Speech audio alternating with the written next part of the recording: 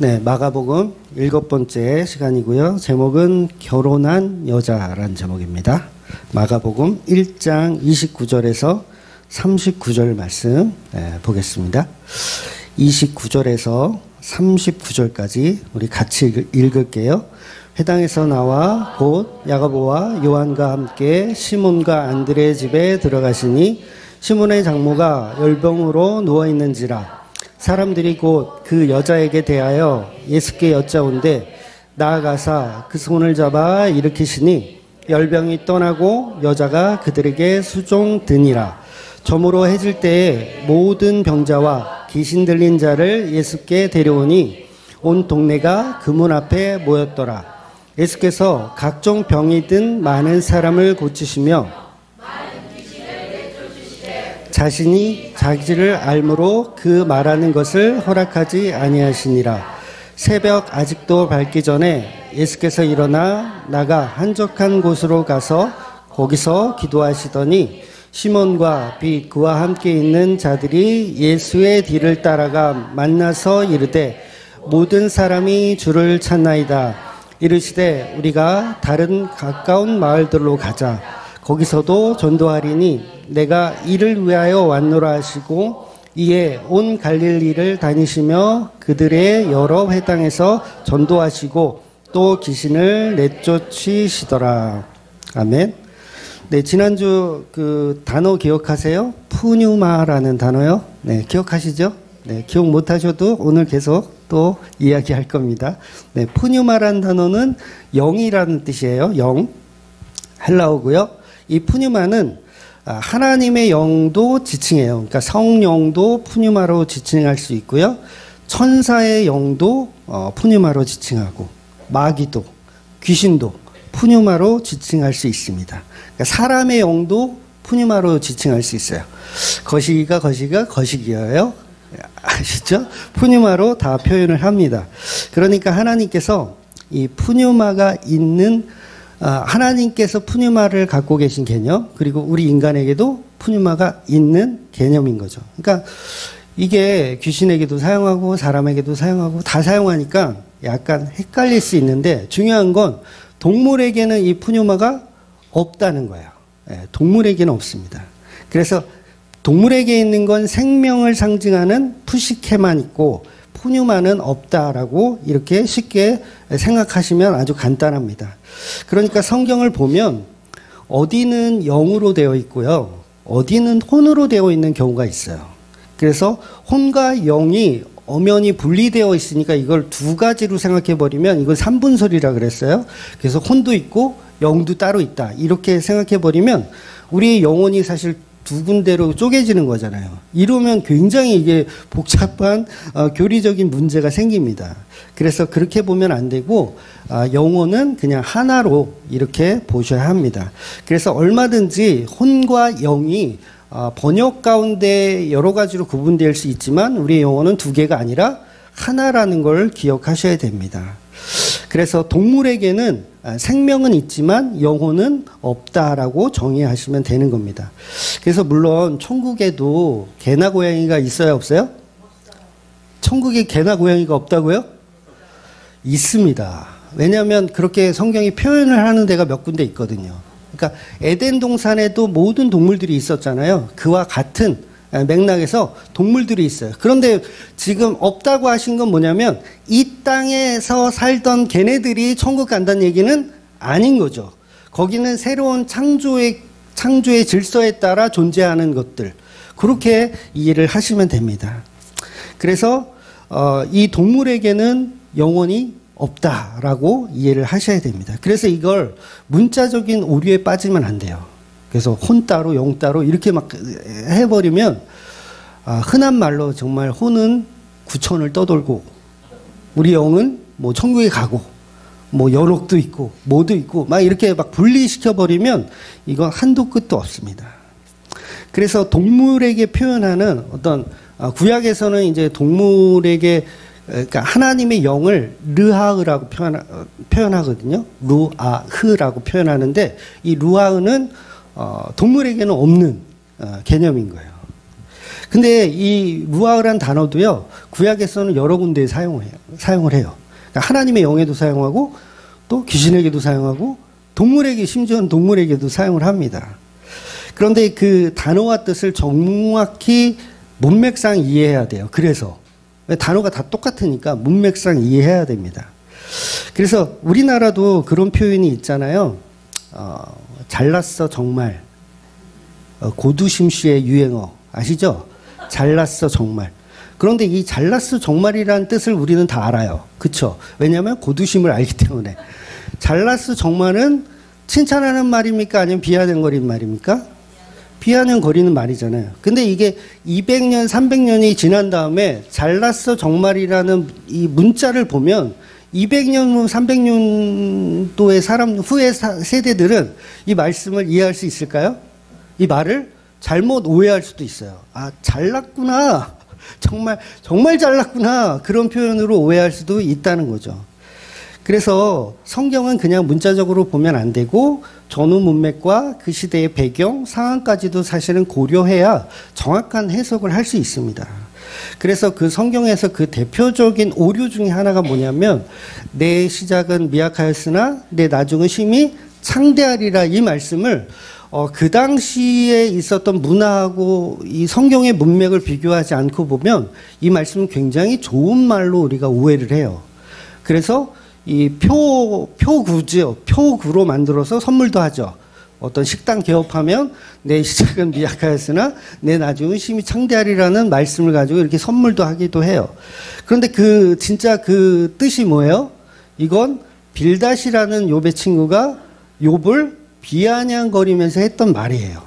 결코 복음적인 이야기가 아님에도 불구하고 사람들은 그걸 이렇게 걸어놓는 거죠. 예를 들면 잘났어 정말 이렇게 딱 걸어놓는 거예요. 비아냥거리는 말인데 좋은 말인 줄 알고. 그래서 성경은 무조건 전후 문맥을 확인해야 한다는 거예요. 그래서 이 루아흐라는 이 구약에 있는 영혼을 상징하는 이 단어도요, 잘못 오해하면 또 막 분리시키게 되어 있어요. 그런 오류를 범합니다. 그래서 르하흐는 본래는 바람이란 뜻이에요. 바람이 분다 할 때 르하흐라고 표현하거든요. 근데 창세기 1장 2절에 보면 하나님의 영이 수면 위를 운행하신다 했을 때도 르하흐를 사용해요. 그러니까 하나님의 영을 르하흐란 단어로 표현하고 있는 거예요. 또 노아의 홍수 때 동물들을 다 멸절한다고 하잖아요. 사람뿐만 아니라 동물까지 다 멸절한다고 했을 때도 모든 육체 가운데 그 기훈, 여기서도 르하흐라는 표현을 해요. 르하흐를 다 멸절하겠다. 그리고 방주에 태울 때도 르하흐를 가진 한 쌍씩 실어라. 이런 표현을 해요. 그러니까 동물에게도 르하흐가 있죠. 그럼 이거는 모든 들 짐승들에게도 있고 새에도 있고 르하흐가 다 있어. 하나님에게도 쓰고 짐승에게도 쓰고. 그러면 이거를 해석을 어떻게 할 거예요? 잘해야 되겠죠. 해석을 잘해야 되는 상황인 겁니다. 그래서 중요한 거 혼과 영을 구분해서 보면 이건 잘못된 견해라는 거예요. 그래서 삼분설은 솔직히 말씀드리면 말장난입니다. 3분설은 말장난이에요. 그러니까 이 문자적인 해석을 하다 보니까 말장난을 할 수밖에 없는 거예요. 그래서 혼과 영을 따로 구분해서 혼을 구천을 떠돈다 이렇게 표현하기도 하는 거죠. 여러분 불교에서 사식구제라는 단어 들어보셨죠? 사식구제. 사식구제라는 말에 그 제자가요. 이게 아이제를 쓰거든요. 아이제자. 제 이름 해자. 이해되세요? 제 이름을 항상 여의해로 누가 쓰더라고요. 기분 나쁘게. 나는 아이해예요. 그래서 이 사식구제도 제사할 때 제자가 아니라 재개할 때 제자예요. 다시 한다. 그래서 49제라는 정확한 의미가 뭐냐면 49일 후에 죽은 이 망자가 다시 환생한다. 다시 태어난다. 그런 의미의 제자를 사용하는데 이게 불교도 우리나라에 딱 들어오면 뭘로 바뀐다 그랬어요? 샤머니즘으로 바뀐다 그랬잖아요. 그러니까 이 제자를 어이 제자를 써버리는 거예요. 49일째 제사를 드려서 얘를 극락에 보내줘야 된다. 이런 잘못된 샤머니즘으로 바뀌어버린 거예요. 그러니까 불교 측에서도 봐도 49제, 지금 보통 사람들이 하는 49제는 샤머니즘으로 바뀐 엉터리 제사를 하고 있는 거죠. 아무튼 중요한 것은 뭐냐면 하나님도 영이시고 인간도 영이라는 거예요. 그래서 하나님의 영과 인간의 영이 만나는 겁니다. 이 개념이 굉장히 중요해요. 하나님의 영과 인간의 영이 만나는 거. 그러니까 지금 우리의 영이 어디 있어요? 우리 육체 가운데 있어요. 육체 가운데 거예요. 어디 존재적으로 있는 게 아니에요. 영 자체는 존재적으로 있는 게 아니라 그냥 있다예요. 있다. 하나님 그러시잖아요. 나는 있다. 우리 영도 있어요. 어디? 있어요. 그냥. 있어. 그래서 하나님의 영과 인간의 영이 만나는 거예요. 만나면 그걸 뭐라 그래요? 그걸 구원이라고 하는 거예요. 하나님의 영과 인간의 영이 만나는 거. 근데 언제 끊어졌어요? 에덴 동산에서 끊어졌잖아요. 죄를 범하면서 하나님의 영이 더 이상 우리와 함께하지 않는 개념이 된 걸 죄라고 하는 거예요. 분리됐어요.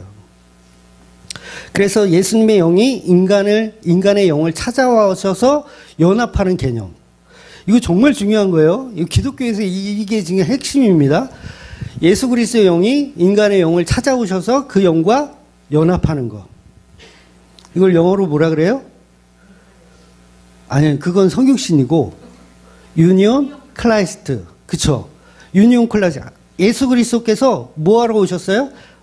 성도와 연합하기 위해서 오신 거예요. 유니온 클라이스트. 그래서 그리스도와의 연합이라고 하는 거예요. 굉장히 좋은 말이에요. 그리스도와의 연합.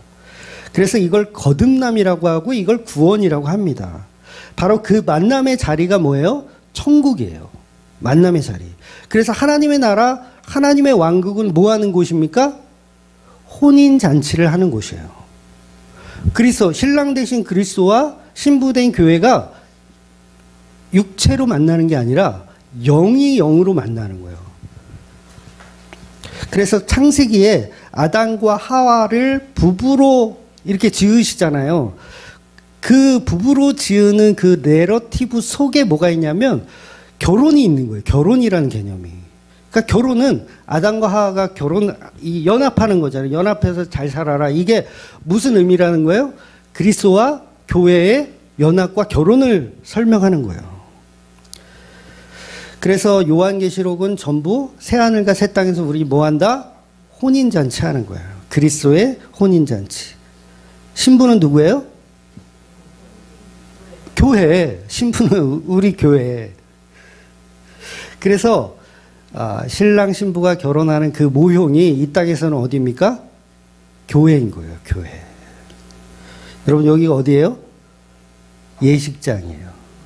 예식장. 결혼 예식장. 신랑 예수, 신부된 교회가 만나서 결혼식하는 예식장. 모형적인 거죠. 모형.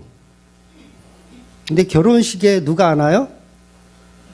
신부가 안 와.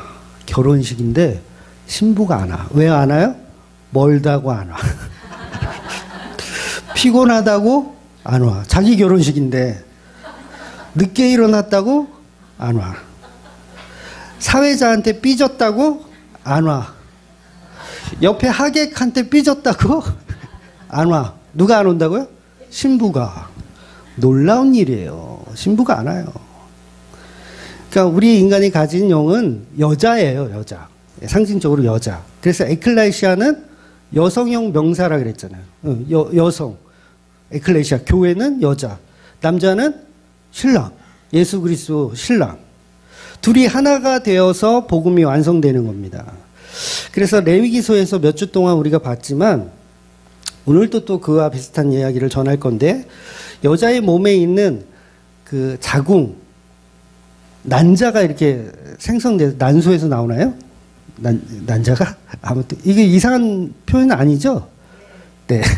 여자의 몸에 이제 난자가 이렇게 돌아다니다가 남자의 씨를 만나야 돼요. 그쵸?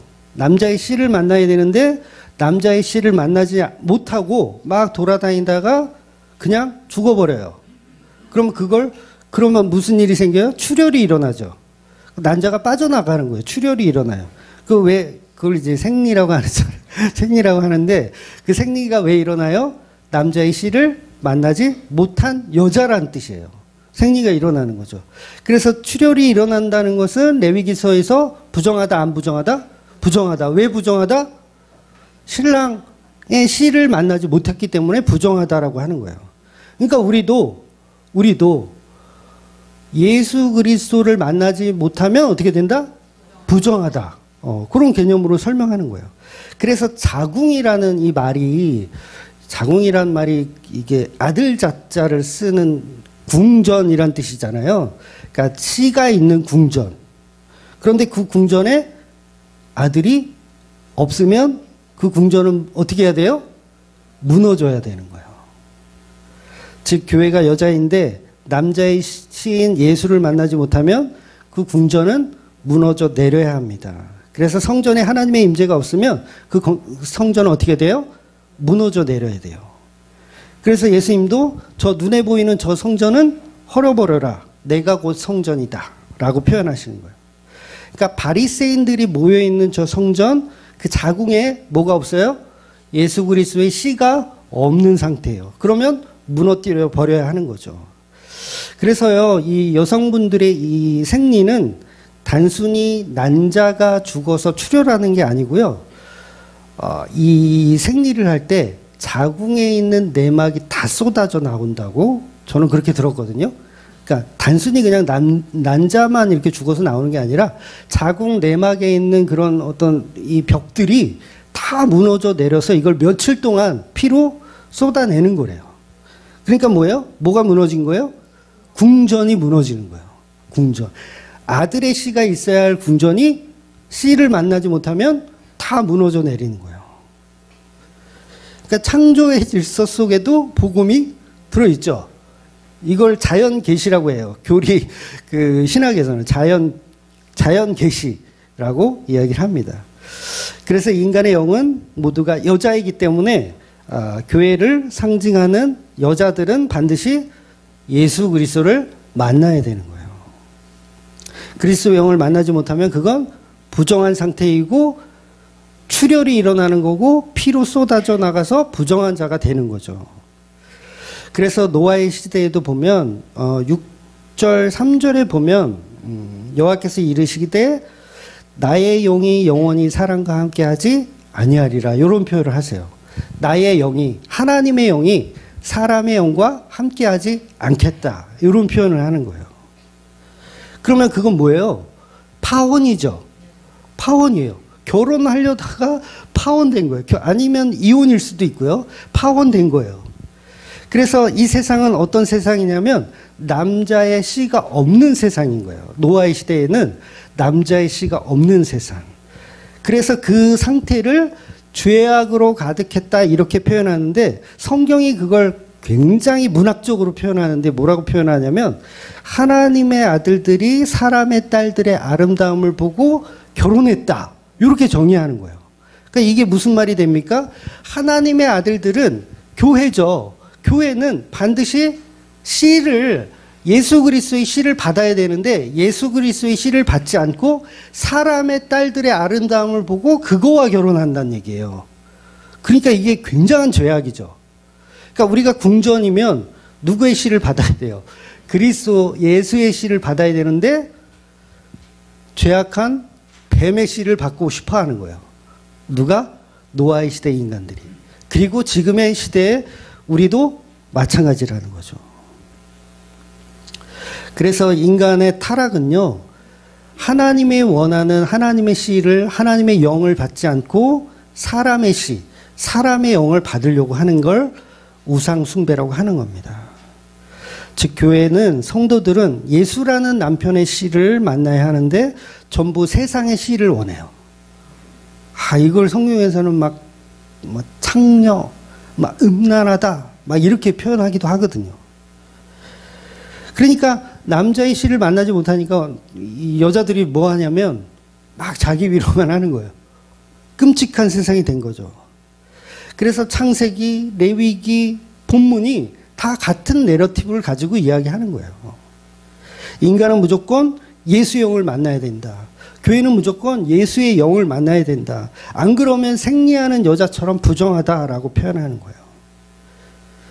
그래서 창세기에서는 하나님이 아담을 만드시고 다른 동물들에게는 없는 아담의 코에 생기를 불어넣어 주세요. 그래서 뭐가 돼요? 생명이 되었더라 하죠. 그래서 하나님이 하이 네샤마를 불어넣으셔서 아담이 하이 네페시가 되는 거예요. 이게 굉장히 엄청난 말씀인데, 네페시를 집어넣었다라는 건 뭐예요? 동물에게는 없는 영혼을 인간 아담에게 집어넣어 줬다는 거예요. 그래서 하이라는 표현은 살아있다 이런 표현이에요. 그러니까 하이 네페시, 살아있는 영혼. 그래서 그걸 불어넣어 주셨다. 창조된 거예요. 그래서 하이 네페시, 살아있는 생명이 된 거예요. 동물에게는 없는. 인간만 가진 푸뉴마를 갖게 된 거예요. 인간만 가진. 그래서 그 코에 생기를 불어넣어 주신 것이죠. 근데 문제는 뭐냐면, 여기서부터가 중요해요. 문제는 뭐냐면, 분명히 제가 영혼은 두 가지가 있다 그랬잖아요. 하나님의 영과 인간의 영. 그런데 하나님이 부어주신 그 네페시는 뭐예요? 인간이 가진 영혼이에요. 그러면 이 영혼이 누구를 만나야 돼요? 하나님을 만나야 돼요. 에덴 동산에서 본다면 하나님을 만나야 돼요. 그런데 누굴 만나요? 이 하이 네페시가 뱀을 만나는 거예요. 그래서 그 상태가 뭐예요? 르하흐가 없는 상태. 르하흐는 뭐라 그랬죠? 하나님의 영. 하나님의 영이 없는 네페시만 있는 상태인 거예요. 살았으나 죽은 자다. 하이 네페시지만 사실은 반쪽이죠. 생명이 완성되지 못한 반쪽의 상태. 그래서 이 반쪽의 상태에서 뱀을 만났더니 뱀과 연합을 해서 하나가 되는 거예요. 네 생각과 내 생각이 일치했다. 우리 잘 한번 해보자.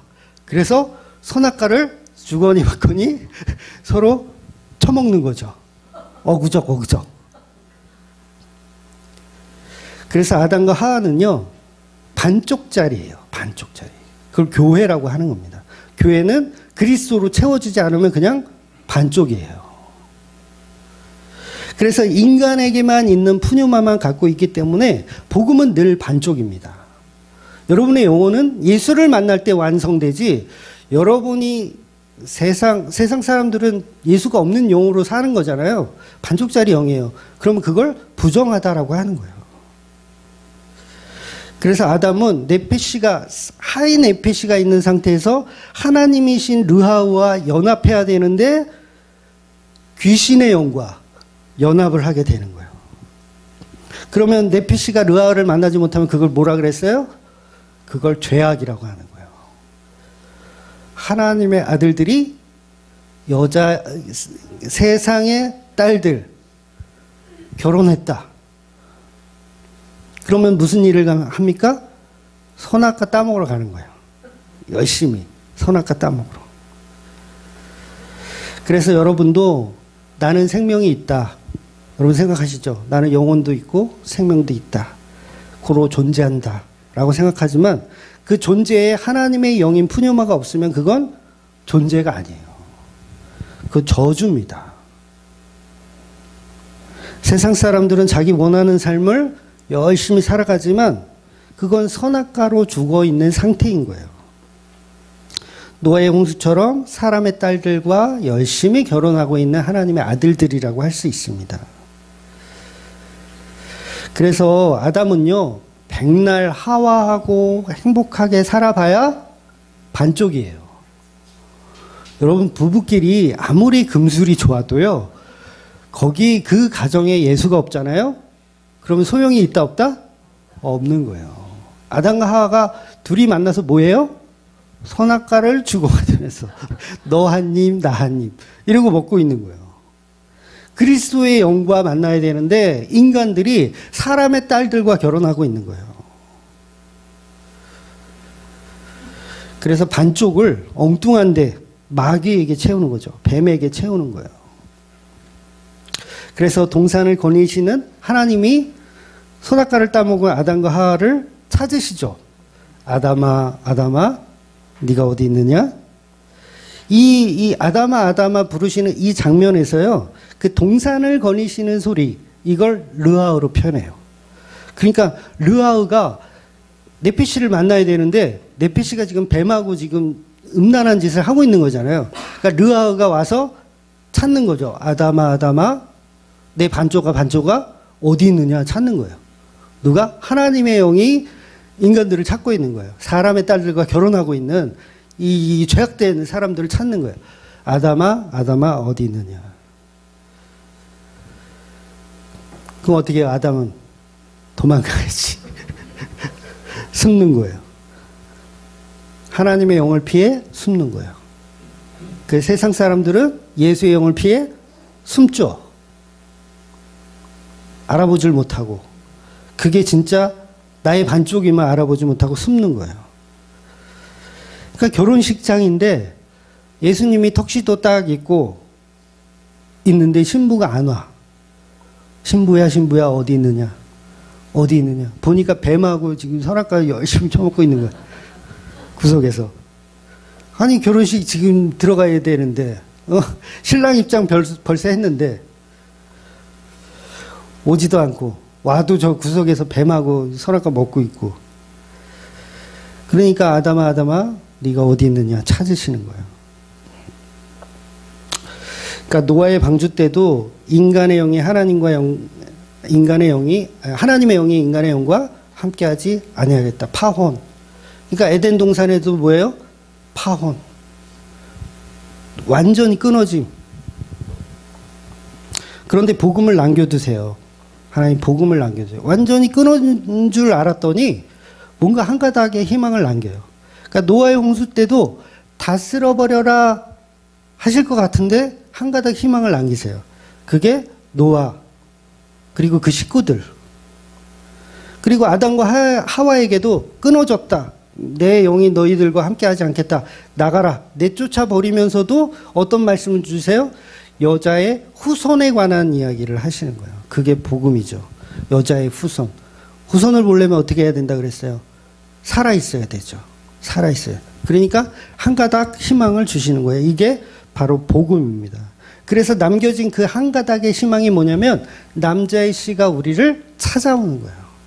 우리는 열심히 선악과 먹고 세상에 사람의 딸들과 결혼하고 있는데 그 예수가 우리를 찾아오시는 거예요. 그래서 어떻게 해요? 예수님이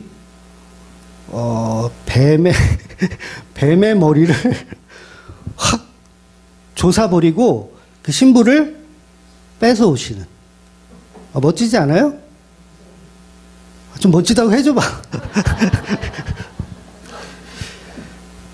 그러니까 강도짓을 하려면 집안에 들어가서 남편을 꽁꽁 묶고 이렇게 해야 되잖아요.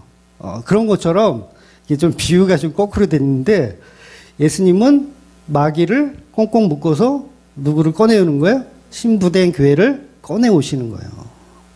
그래서 예수님 뭐하러 오셨다? 마귀의 일을 멸하러 오셨다는 거예요. 그래서 뱀을 혼내버리시고 누구와 다시 연합하는 거예요? 신부된 교회와 다시 연합하자.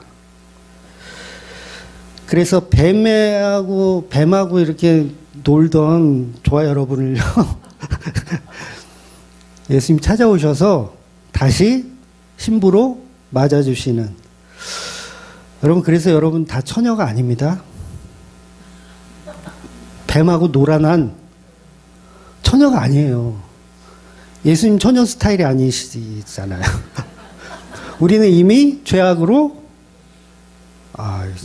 지금 19금 수위가 좀 높나요, 제가? 그래서 뱀들이요, 여전히 교회에 앉아서요, 신랑 예수님에게는 관심이 없어요.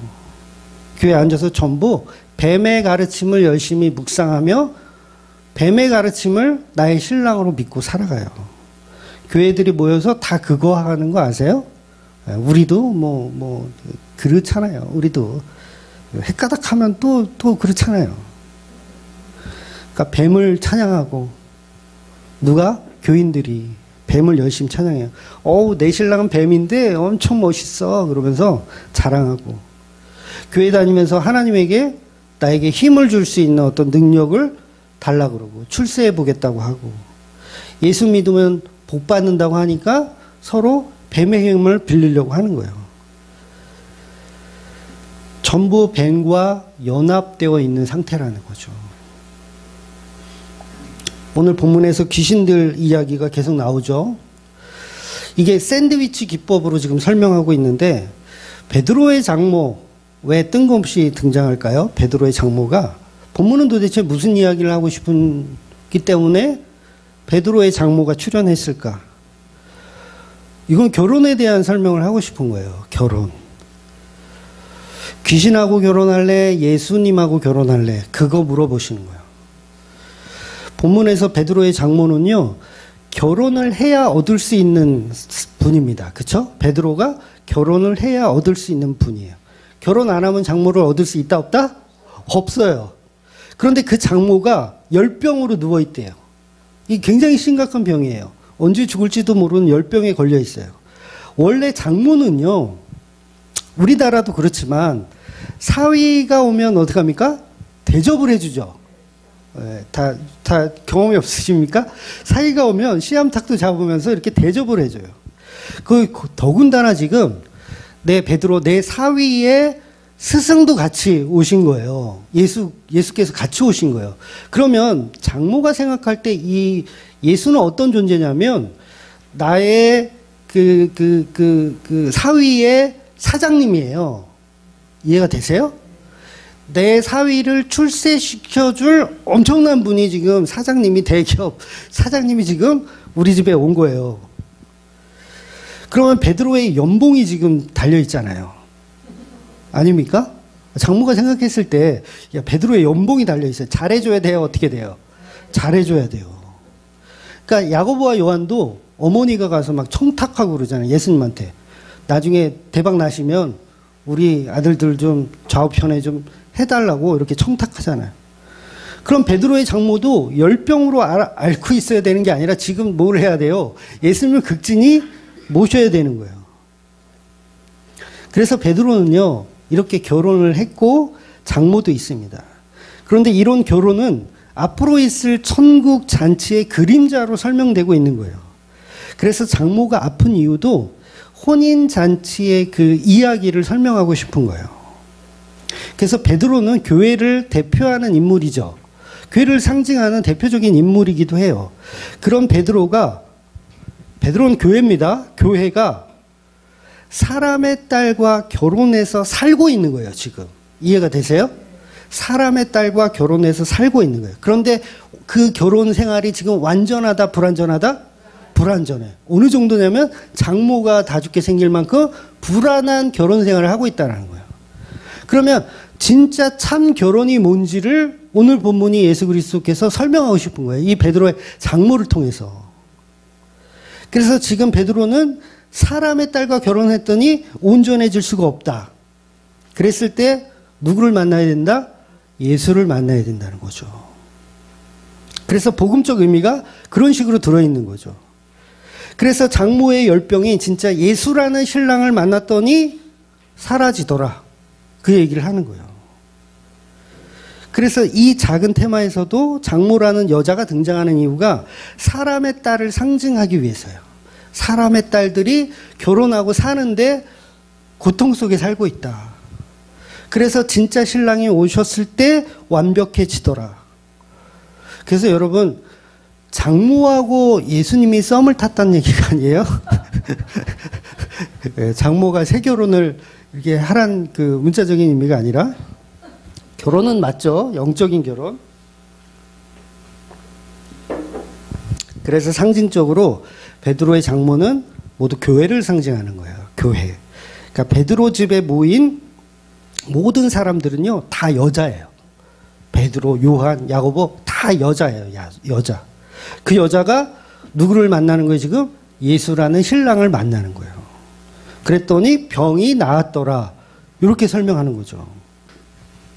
그래서 예수께서 그냥 말로만 병이 나아라 이렇게 해도 되는데, 다른 복음서에서는 막 병을 꾸짖거나 막 이렇게 표현하기도 하는데, 오늘 본문에서는요, 예수께서 장모의 손을 잡고 일으키세요. 아, 이 장면이 이 연상이 되세요? 누워있는 장모의 손을 잡고 일으키는 거예요. 지금 죽겠는데, 지금 열병으로 죽겠는데, 일으키는 거예요. 히브리서 우리 8장 9절을 한번 볼게요. 히브리서 8장 9절. 또 주께서 이르시기를 이 언약은 내가 그들의 열조의 손을 잡고 애굽 땅에서 인도하여 내던 날에 그들과 맺은 언약과 같지 아니하도다. 그들은 내 언약 안에 머물지 있지 아니하므로 내가 그들을 돌보지 아니하였노라. 그러니까 하나님이 이스라엘 백성을 끌어 안으시는 표현도 항상 손을 잡는 방식의 표현을 하세요. 그러니까 이 말씀은 히브리서는요, 시편에 있는 말씀과 출애굽기 예레미야에 있는 말씀을 인용해서 지금 설명하는 거거든요. 그러니까 손을 잡는다는 건 하나님의 언약으로 손을 잡는다는 거예요. 그러니까 이 언약이 뭐냐면 신부된 교회를 내가 사랑한다. 신부된 교회를 내가 사랑한다. 이 언약의 표현인 거죠. 그래서 요한복음의 첫 표적이 뭐였습니까? 혼인잔치, 가나 혼인잔치의 비유. 그 표적이죠. 뭐요? 신랑 예수가 이제 왔다. 잔치는 풍성해질 것이다. 그래서 이 장모도 예수님의 손을 잡고 일어서게 되는 거예요. 그러니까 언약의 손은 신부된 교회는 인간의 영을 일으켜 세우는 거죠. 연합하는 거. 그래서 인간의 영과 하나님의 영이 지금 만나는 걸 표현하고 있는 거예요. 그래서 병이 나은 장모가, 이제 병이 나왔어요, 장모가. 일으켰는데 일으켜져. 이게 몸에 힘이 생기고 열병이 떨어졌어요. 그럼 이제 무슨 짓이라 그러면 안 돼. 장모는 뭘 해야 돼요? 신부 노릇을 해야 돼요. 신부 노릇. 그래서 장모가 뭐 합니까? 예수님의 수종을 들더라. 이렇게 표현하고 있는 거예요. 아니, 지금 다 죽다가 살아났는데 집안일을 시켜요? 장모를? 거기에 식구들이 없었나요? 여러분, 베드로가 장모가 죽었다 살아났는데 빨리 가서 밥 차려오세요. 살아났잖아요. 빨리 가서 밥 차려오세요. 이 말이 될까요? 분명히 다른 식구들도 있었을 거예요. 베드로의 와이프, 저는 있었다고 봐요. 이 현장에. 그런데 성경은 누가 수종을 든다고 표현하냐면 장모가 수종을 들었다 표현하는 거예요. 본문은 또한 뭘 얘기하냐면 이 집은요, 지금 이 장모의 집도 아니에요. 자기 집이 아니에요. 장모네 집이 아니에요. 그러니까 사위네 집이죠. 사위네 집이에요. 그럼 장모도 사실 손님이잖아요. 근데 사돈댁에 와서 수종을 든다? 이게 말이 되세요? 말이 안 되는 거예요. 그래서 장모가 직접 수종을 든다는 건 이분이 신부의 캐릭터라는 거예요. 신부의 캐릭터. 그러니까 누구를 맞이하는 거예요? 신랑 예수를 맞이하는 캐릭터인 거예요. 아, 신부된 교회가 되었다. 그래서 일부러요, 본문에는요, 베드로의 와이프에 대한 이야기가 없어요. 왜냐하면 이게 와이프가 두 개 생겨버리면 헷갈리잖아. 해석하는 데 힘들잖아. 그래서 와이프를 빼버려, 아예. 그래서 어떤 분들은 베드로는 아내를 버리고 독신 생활을 했다. 그렇게 해석하시는 목사님들도 있는데 아니에요. 베드로는요, 사역하는 동안 아내를 데리고 다녔어요. 좀 특이하죠. 아내를 데리고 다녔어요. 그러니까 전승에 의하면 아내가 먼저 순교하거든요. 베드로가 보는 앞에서 아내가 순교한다고 하더라고요. 전승에 의하면. 그런데 잘 견디라는 얘기를 베드로가 해줬다는 그런 이야기가 있습니다. 그래서 예수께서 오늘 본문에서 많은 병자들을 고쳐주시는 이유가 뭐냐면 하늘나라 혼인잔치에 대한 예표를 보여주는 거예요. 신부들을 다 뱀의 구렁텅이에서 건져서 나의 신부로 만들어 가신다는 이야기를 하는 거죠. 그래서 여자는 예수를 만나면 온전해진다. 반쪽이었더니 예수를 만났더니 하나가 되었더라. 그런데 인간들은 아직도 신랑 예수를 보지 않고요. 귀신이 주는 배부른 떡에 관심이 많아요. 병을 고쳐주시면 행복할 것 같지만 그게 사실은 귀신의 말입니다. 병을 고쳐주는 게 오늘 본문의 본질이 아니에요. 그러니까 많은 분들은 오늘 본문을 해석하기를 장모의 병 고침을 지금도 흉내내요. 많은 목사들이 지금도 흉내내. 아프다 그러면 일어나라고. 내 손을 잡고 일어나세요. 성령의 힘으로. 일어난다, 일어난다, 일어난다. 이러면서 지금도 그걸 흉내냅니다. 제가 하면 잘했을 것 같죠. 일어난다, 일어난다. 난다, 난다, 난다. 그 얘기를 하고 싶은 게 아니라 인간의 영과 예수의 영이 만나더라. 그러면 복음이 완성되더라. 그런데 지금은 계속 귀신을 따르는 거예요. 지금도 계속 귀신을 따르는 거예요. 12제자를 포함해서 모든 사람들이 지금 예수님을 따르는 이유가 뭐예요? 하나같이 자기 복 받기 위해서 따르는 거예요. 예수님이 이스라엘 왕이 되시면 한 자리 하고 싶은 마음. 예수님의 백성으로 살면 행복하겠지. 그러니까 이 중에도 우리 가운데서도 천국 가기 위해서 예수를 믿는 사람이 있을 거예요. 그럼 그걸 뭐라 그래요? 초신자라고 하는 거예요. 아직 갈 길이 멀다. 아무것도 모르는구나. 이렇게 표현될 수밖에 없어요. 아무것도 모르는 거예요. 그래서 예수님이 마가복음 8장인가요? 보면 그런 말씀 있잖아요. 인자가 많은 고난을 받고 장로들과 대제사장들과 서기관들에게 버림받아 죽게 될 것이다. 이 말씀 하시잖아요. 그러니까 베드로가 절대 그럴 수 없습니다. 그래서 예수님이 사탄아 내 뒤로 물러가라. 이들은 전부 지금 출세하고 싶어서 따라온 거예요. 교회 왜 다녀요? 구원받고 싶어서, 부자 되고 싶어서, 잘 되고 싶어서, 병 고치고 싶어서 따라와요. 근데 그들이 다 사탄이라는 거예요. 자기를 부인하라니까 자기를 주장하죠. 나의 구원의 확신을 주장해요. 교회들이 다 그래요. 나의 구원의 확신을 주장해요. 난 예수로 인해 구원받은 존재 이러면서. 자기를 부인하고 십자가를 지라는 얘기는 너는 죽은 자다라는 표현이잖아요. 너는 죽은 자다. 십자가가 뭐예요? 저주. 여러분 십자가는요. 살아날 것을 예상하는 십자가가 아니에요. 죽은 자예요. 그러니까 십자가라는 이 자체는요. 부활을 염두한 십자가는 아닌 거예요. 온전한 저주, 온전한 죽음에서 끝나야 그게 진짜 십자가인 거예요. 그런데 전부 우리가 믿는 십자가는 뭐냐면 이제 곧 살아날 십자가. 그래서 그걸 고진감래라 그러잖아요. 막 고통 중에 있어. 아, 나중에 잘 될 거야. 웃기지 마세요. 고통 중에 있어. 그걸로 끝이에요. 그래도 예수 믿을 수 있느냐? 그 질문을 하는 거예요. 너 지옥 보내도 그래도 예수 믿을 수 있어? 라고 질문하는 거예요. 그들이 바로 성도죠. 그래서 그 지옥 가운데 예수님이 내려오시는 거예요. 우리와 연합하기 위해서 내려오시는 거예요. 근데 그게 아니고 전부 부활할 죽음을 생각하고 고진감래로 생각해. 아, 지금 힘들지만 잘 되겠지. 예수 믿으면 우리 목사가 매일 예수 믿는 거 고난이다 하는데 결국은 천국 가잖아. 천국 가잖아. 어차피 이 땅에서 좀 힘들지만 어차피 천국 간다며. 그런 심보로 예수를 믿으면 그게 다 뱀의 논리라는 거예요. 그래서요, 베드로가 지금 찾아오거든요. 예수님이 기도하러 지금 가셨어요. 손님들이 얼마나 많이 몰려왔는지 몰라. 병 고쳐주세요. 막 난리나고 막 많이 몰려왔어. 예수님이 기도하러 가셨는데 제자들이 거기까지 따라왔네. 지금 손님이 장난 아닌데 지금 뭐 하고 계시냐고. 빨리 가서 지금 한 명이라도 치료해야 되지 않냐고. 그러니까 예수님 뭐라 그래요? 야, 딴 동네로 가자. 여기는 이제 텄다. 딴 동네로 가자. 이 말의 뜻은 뭡니까? 병 고쳐주는 게 본질이 아니란 얘기예요.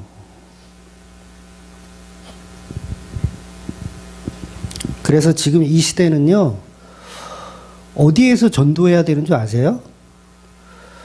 교회에서 전도해야 돼요. 예수님 지금 어디 가셨어요? 회당에 가셨잖아요. 회당은 뭐 하는 곳이라고요? 하나님을 공부하는 곳이에요. 회당은. 하나님을 알아가고 하나님을 배우는 곳이에요. 그러면 하나님 잘 믿고 있는 사람들한테 예수님이 왜 회당을 가요? 얘네들이 독사의 새끼들이라서 그래요. 사도 바울이 전도할 때 어디 갔어요? 회당 갔어요, 회당.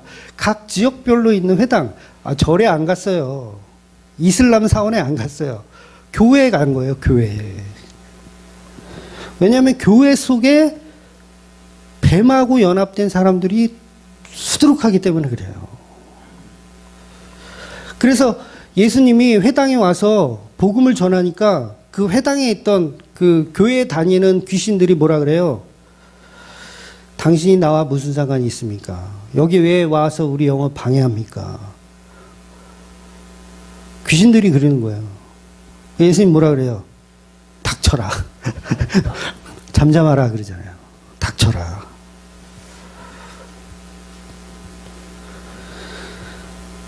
그런데 예수님이 그 복음을 이 무지한 우리들에게 복음을 다 설명하시고 있는 말씀이라는 거죠.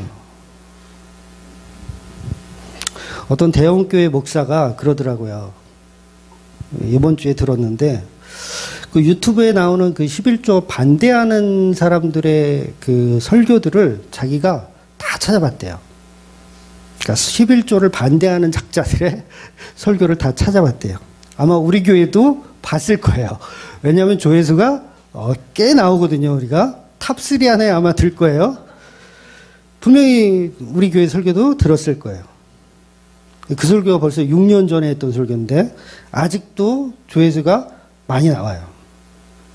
그러면서 이분이 내린 결론이 뭐냐면 11조에 반대하는 사람들의 논리를 다 들어봤는데 정말 논리적이래요. 칭찬해 줄만 하대요. 논리가. 그렇지만 잘못됐대요. 왜 잘못됐냐면 11조는 율법적인 것이 아니라 율법 이전의 아브라함 시대에도 존재했기 때문에 11조는 율법이 아니라 인간이 하나님께 드릴 수 있는 찬송이라는 거예요. 인간이 하나님께 드릴 수 있는 찬송. 결국은 신앙 고백으로 드릴 수 있다라는 결론을 내린 거예요.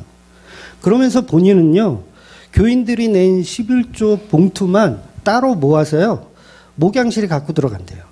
그래서 목양실에서 하나하나 꺼내보면서 우리 김 집사님이 11조를 드렸습니다. 하나님 이걸 찬송으로 받아주세요. 이렇게 기도한대요. 담임 목사. 최 집사가 또 11조를 드렸습니다. 하나님 이 드린 11조를 찬송으로 받아주세요. 그러면서 봉투마다 다 꺼내면서 기도를 한대요. 그러니까 사람들이 아멘 아멘 그러더라고요. 그렇다면 이분의 논리대로라면 예수의 피가 없이도 우리가 돈으로 하나님을 찬송할 수 있다. 이런 논리가 되어버리잖아요. 예수는 그 어디에도 이분의 논리 속에서는 찾을 수가 없는 거예요. 그러니까 우리 인간도 얼마든지 하나님을 기뻐할 수 있는 재물을 드릴 수 있다죠. 그러면 그런 분들한테는 죄송하지만 예수가 필요가 없어요. 왜냐하면 본인이 낸 11조로 찬송 다 하고 본인이 낸 이 주일성수로 예배 다 드리고 그럼 예수 없어도 신앙생활 잘하고 있죠. 그걸 죄악된 상태라고 하는 거예요. 대형교회예요. 부목사만 30명 있어요. 네. 그러니 지금 이 한국교회의 상황이 심각한 거죠. 예수의 영이 없는 상태에 사람의 영만 가득해서 매일매일 선악과를 따먹고 있는 거예요. 작작 좀 하지. 그러니까 여전히 르아를 만나지 못한 하이 네페시의 상태에서 자기 하고 싶은 걸로 그냥 하나님처럼 되었다라고 생각하고 살아가는 거예요. 그러면서 신앙생활 잘 했다고 하는 겁니다. 여러분, 우리 교회라고, 우리 교회는 그래도 11조 없고, 이렇게 생각하시면 또 큰 오산이에요. 오늘 말씀에서 정말 중요한 것은 귀신을 쫓아내는 능력이 있는 것이 아니라 거기에 놀라면 안 됩니다. 본문은 귀신을 쫓아내는 게 본질이 아니고 예수를 만나야 된다라는 거예요. 예수의 영을 만나야 된다. 그래서 예수님이 소문이 파다하게 퍼져요. 그런데 예수님은 그 소문에 피해 다니시다라는 거예요. 피해 다닌다. 그래서 더 이상의 복음은 인간들에게서 나올 수가 없습니다. 그래서 결국은 아직은 때가 아닌 거예요. 지금 이제 마가복음이 이제 1장 들어가고 있잖아요. 아직 때가 아닌 거예요. 알아듣는 인간들이 하나도 없죠. 그래서 오늘날 교인들도 알아듣질 못하니까 전부 귀신 쫓는 목사 만들어내고, 테마하는 목사 만들어내고, 병 고치는 목사, 축복 주는 목사, 예언하는 목사, 소문 듣고 찾아가게 만들죠. 예수님은 소문 듣고 찾아오면 피해 다니시는데 목사들은 소문을 더 낼라 그래. 나 용한 목사라고 소문을 더 낼라 그래. 차라리 열병에 걸려서 누워있는 상태가 복된 상태였던 거예요. 차라리 열병에 걸려서 누워있는 상태가 복된 상태. 그래서 우리 인간의 노력으로는 그 예수님과 결혼할 수 없어요. 우리의 노력으로는 없어요. 우리는 계속 다른 남자 쳐다봅니다. 사람의 딸들이 이쁘거든요. 그걸 쳐다봐요. 근데 예수님은 못생겼어요. 이해가 되세요? 그래서 예수님이 강제로 오셔서 뱀의 머리를 부셔야 돼요. 그래야 우리가 정신을 차려요. 내가 신랑으로 믿고 살던 그 뱀이 초토화되는 모습을 봐야 엉엉 우는 거죠. 나 망했다고. 나 망했네. 그랬을 때 예수님의 손이 우리를 잡아채 가시는 거예요. 그리고 예수의 사랑을 다시 배우는 거죠. 다시 배우게 되는 거. 그래서 여러분, 뱀의 머리가 부셔질 때 당황하지 마세요. 여러분 인생이 반드시 뱀의 머리가 부셔지는 날이 있습니다. 왜? 여러분 대가리가 뱀이에요. 자꾸 뱀이라 그러니까 우리 신랑 뱀인가? 신랑 대가리가 부서진다는 얘기인가? 이렇게 보지 마시고 본인 대가리가 부셔진다. 그럴 날이 있다 없다? 반드시 있다. 그때 당황하지 마시고 진짜 신랑이 누구인지를 정확히 바라보시고 그 은혜로 살아가시는 저와 여러분이 되시기를 주의 이름으로 축원드리겠습니다. 아멘. 기도하겠습니다.